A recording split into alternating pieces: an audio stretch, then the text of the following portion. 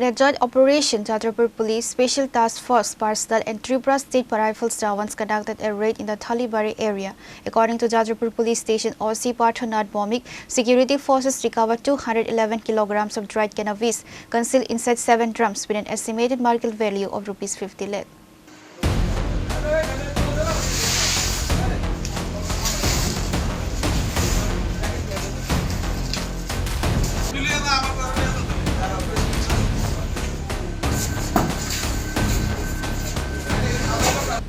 In another successful crackdown on narcotics, Jatrapur Police alongside TSR jawans and Special Task Force personnel conducted a joint raid in Thalibari area based on specific intelligence inputs.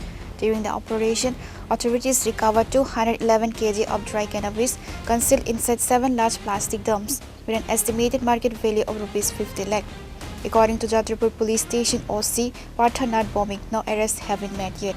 আজকে 26 জুলাই 2026 আমাদের কাছে একটা information ছিল আমাদের intelligence branch থেকে যে থলিবাড়ি এরিয়াতে গাঁজা স্টক আছে। তো অ্যাকর্ডিংলি এসটিএফ যাত্রাপুর থানা এবং ইন্টেলিজেন্স ব্রাঞ্চ মিলে আমরা ওই জায়গাতে রেড করি। ওই রেডে আমরা 7টা ড্রাম টোটাল 211 কেজি গাঁজা উদ্ধার প্রক্রিয়া সম্বন্ধে একটু কীভাবে আপনারা এগুলো উদ্ধার করলেন, কোথায় মজুদ ছিল? ইনফরমেশন ছিল, ইনফরমেশন আজকে সকালে আসে। তো অ্যাকর্ডিংলি আমরা যে স্পেশাল টাস্ক ফোর্স আগরতলা তাদের আমরা ইনফরমেশন দিই আমাদের সাপোর্ট করার জন্য, এবং তারা আসেন। যে ইন্টেলিজেন্স ব্রাঞ্চ ছিল তারাও আসেন।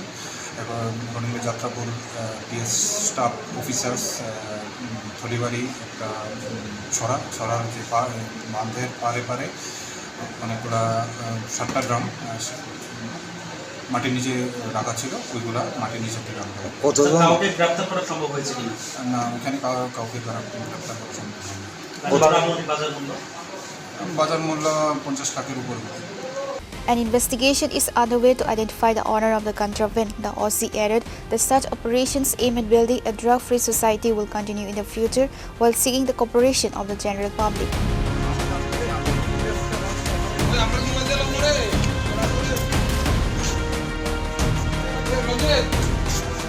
Pure report, Chini, Khorang.